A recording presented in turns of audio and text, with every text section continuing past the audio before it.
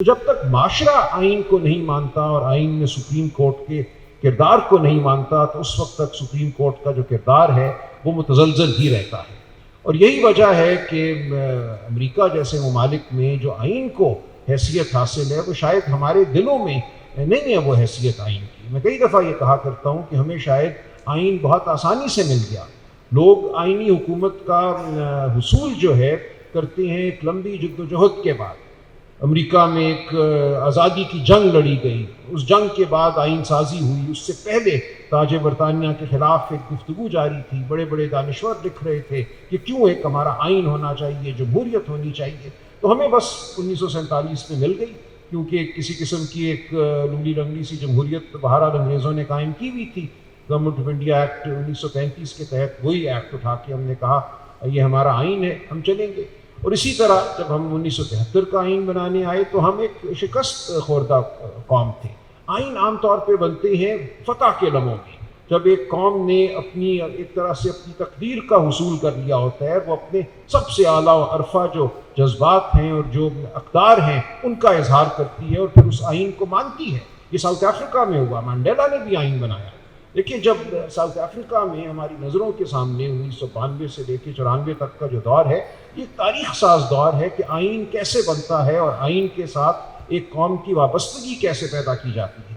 Mandela نے یہ کہا کہ یہ جو آئین کا مسودہ لکھا جا رہا ہے اس کو ہر گاؤں میں لے کر جاؤ, ہر زبان میں اس کا ترجمہ کرو, ہر چوپال پہ جا کے بیٹھو, لوگوں کو سناؤ, ان کی رائے لو. اور وہ لاکھوں آراء جب واپس آئیں تو انہوں نے کہا کہ ان آراء کو بھی اس میں شامل کرو اور پھر لوگوں کو جا کے بتاؤ اور ان کی زبان میں بتاؤ.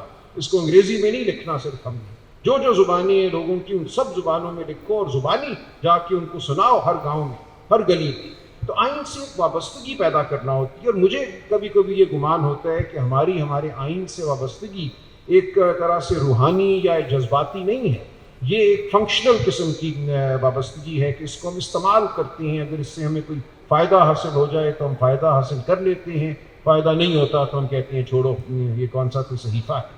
اس لیے ہمارا جو آئین سے تعلق ہے اس میں تاریخی وجوہات کہہ لیجئے, ہمارا ایک ذہنی پس منظر ہے, ہمارا تمدن ہے. مجھے آئین سے وہ وابستگی کسی بھی سطح پہ نظر نہیں آتی.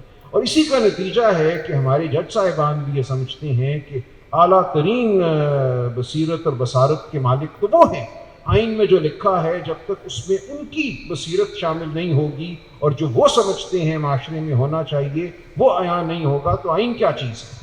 لہٰذا آئین کو بالکل پڑھا جاتا ہے مخصوص زاویوں سے. لیکن یہ صرف ہمارے ملک پہ نہیں ہے یہ بات, اس بات کا انحصار اور ممالک میں بھی یہ ہوا, امریکہ میں بھی ہوا. امریکہ میں بھی یہ بحثیں ہوئیں کہ کیا ججوں نے اپنی منشا اپنی مرضی کے مطابق آئین کے الفاظ کو پڑھا ہے. دیکھیے آئین اگر یہ کہتا ہے کہ آپ کو گفتگو کی آزادی ہے, آپ کو اظہار کی آزادی ہے, لیکن مقننہ اس پر ریزنیبل ریسٹرکشن, یعنی کہ ایک ریزنیبل کا کیا ہوگا کہ ایک معقول نوعیت کی جو ہے قدغن لگا سکتی ہے. اب کیا ہے وہ معقول قدغن, اس کا فیصلہ معاشرہ کرتا ہے. اس کا فیصلہ جو ہے پھر جج بھی کرتے ہیں کہ کس چیز کو انہوں نے معقول قدغن سمجھنا ہے اور کس چیز کو نہیں سمجھنا. ہم واپس معاشرے میں آ جاتے ہیں. جو معاشرے میں گفتگو ہے, جو معاشرے کا اجتماعی ذہن ہے, وہ پھر فیصلہ کرتا ہے کہ کون سی معقول قدغن کو عدالت بھی برداشت کرے گی. اور عدالت کچھ چیزیں معاشرے سے لیتی ہے اور کچھ خود آگے بڑھ کے آئین کے اوپر اپنے ایک نظریات جو ہیں ان کو تھوپ دیتی ہے. یہ بالکل ہوتا ہے. اب تیسرا جو آپ نے سوال کیا یا جو مثال دی وہ بالکل اسی چیز کی مظہر ہے.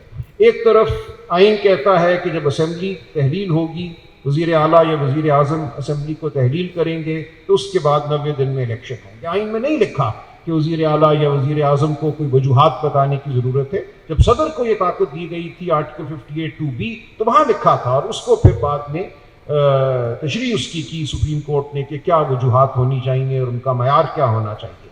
دنیا کی پارلیمانی تاریخ پچھلے کم از کم 250 سال سے یہ ہے کہ وزیر اعظم یا وزیر اعلیٰ کی تحلیل کے بعد کبھی بھی عدالت یہ نہیں پوچھتی کہ آپ نے یہ تحلیل کیوں کی. اس کو ایک پولیٹیکل کویسچن یا پولیٹیکل ڈیسیژن تصور کیا جاتا ہے.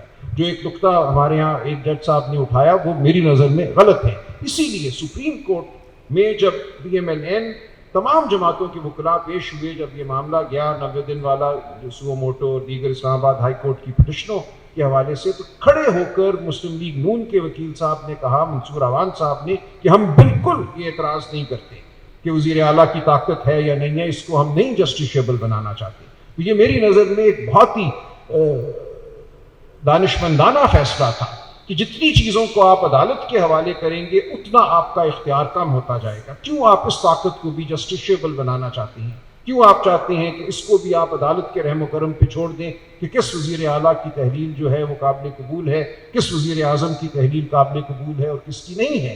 تو یہ فیصلہ عدالتیں بھی کرتی ہیں، اپنی وہ جورسڈکشن کو بڑھا دیتی ہیں چیزوں کو جسٹیشیبل بنا کر، اور جسٹیشیبلٹی کو ایک حد تک ہمیں روکنا بھی ہے. بہت سے معاملات ہیں انہیں پارلیمان اور جمہوری عمل کے حوالے رہنا چاہیے، ان کو عدالتوں کے حوالے نہیں ہونا چاہیے.